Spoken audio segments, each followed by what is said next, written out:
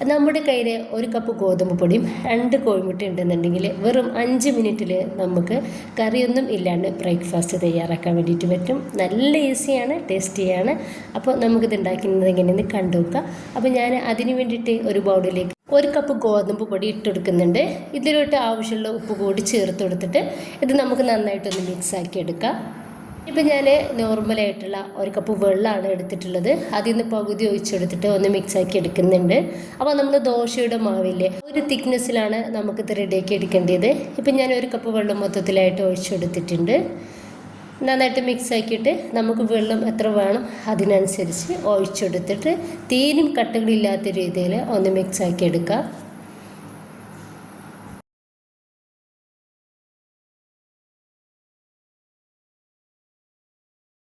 ഇപ്പോൾ ഈ ഒരു കട്ടിയിലാണ് നമുക്കിത് റെഡിയാക്കി എടുക്കേണ്ടത്.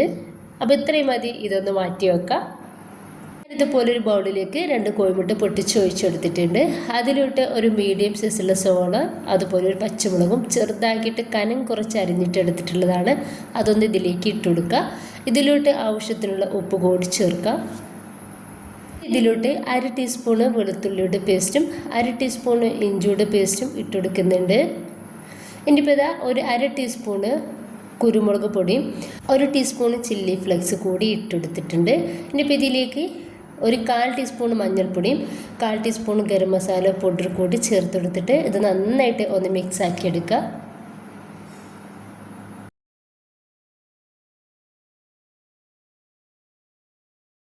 ഇത് നന്നായിട്ട് മിക്സ് ആക്കി എടുത്തിട്ടുണ്ട്. ഇതുപോലെ ഒന്ന് റെഡിയാക്കി എടുത്തിട്ടുണ്ട്. ഇനിയിപ്പോൾ നമുക്ക് ചെറിയ ചൂടായിട്ടുള്ള പാനിലോട്ട് ഇതിൽ നിന്ന് ഒരു കയ്യിൽ മാവ് ഒഴിച്ചെടുക്കുക. എന്നിട്ട് ഇതുപോലെ ഒന്ന് ചുറ്റിച്ചെടുക്കുക. ഭാഗം നന്നായിട്ട് ഡ്രൈ ആയി കിട്ടിയ സമയത്ത് നമുക്കിതിലോട്ട് കുറച്ച് വെളിച്ചെണ്ണ അതുപോലെ തേച്ചെടുക്കാം. ഒരു പകരം നിങ്ങൾക്ക് നെയ്യോ അല്ലെങ്കിൽ ബട്ടറൊക്കെ ചേർത്തെടുക്കാവുന്നതാണ്. ഇതിലോട്ട് നമ്മൾ റെഡിയാക്കി വെച്ചിട്ടുള്ള ഒരു മുട്ടയുടെ ഫില്ലിങ് നടുവിലേക്കായിട്ട് ഒഴിച്ചെടുക്കുക. കൂടുതൽ ഒഴിച്ചു കൊടുക്കണ്ട, കുറച്ച് ഒഴിച്ചു കൊടുത്താൽ മതി. എന്നിട്ട് ഇതുപോലെ ഒന്ന് പരത്തിയെടുക്കുക.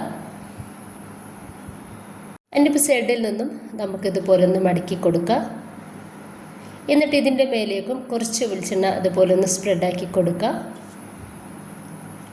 എന്നിട്ട് ഈ 2 സൈഡ് ഭാഗം ഇതുപോലെ ഒന്ന് മടക്കിയിട്ട് ഒന്ന് പ്രസ് ചെയ്ത് കൊടുക്കുക. അപ്പോൾ നന്നായിട്ട് തന്നെ അവിടെ ഒട്ടി നിന്നോളും. ഇനിയിപ്പോൾ നമുക്ക് തിരിച്ചു മറിച്ച് ഇട്ടെടുത്തിട്ട് ഇത് നന്നായിട്ട് തന്നെ ഫ്രൈ ആക്കി എടുക്കുക. ഈ ഒരു ഭാഗത്ത് കുറച്ച് വെളിച്ചെണ്ണ നമുക്കൊന്ന് തേച്ചെടുക്കാവുന്നതാണ്. ഇതിൻ്റെ മേലേക്കായിട്ട് കുറച്ച് ചില്ലി ഫ്ലെക്സ് ഇതുപോലെ ഇട്ടെടുക്കുന്നുണ്ട്. കാണാൻ നല്ല ഭംഗിയുണ്ടാവും, അതിന് വേണ്ടിയിട്ടാണ്. ഇനിയിപ്പോൾ നമുക്ക് ഇതൊന്ന് തിരിച്ചിട്ടെടുക്കാം. കുറച്ച് വെളിച്ചെണ്ണ തേച്ച് കൊടുത്തിട്ട് അതിൻ്റെ മേലേക്കായിട്ട് ഞാൻ കുറച്ച് ചില്ലി ഫ്ലെക്സ് കൂടി ഇട്ടെടുക്കുന്നുണ്ട്.